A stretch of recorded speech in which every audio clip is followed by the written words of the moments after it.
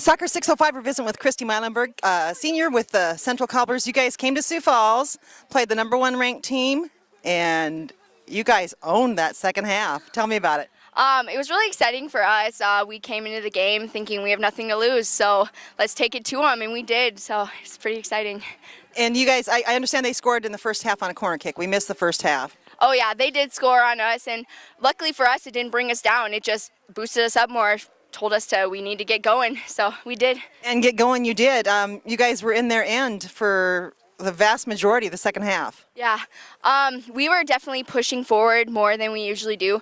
Our good thing was that we possessed in their area, so it was good, and it made us score a goal. So. Well, and you know, I think probably Maggie Smith, the goalkeeper for Lincoln, touched the ball more in that second half of this game that I've seen her all year long. So you guys were just putting shot after shot in there. Yeah, pounding them. We were really excited to be in there, and I think since we were lower ranked, they didn't see it coming, so that was good for us. Oh, I think they saw you guys coming. I think they were expecting a battle, and they were watching you last night. Oh yeah, definitely. Our game last night was pretty intense too. Good thing we came in intense this game, though.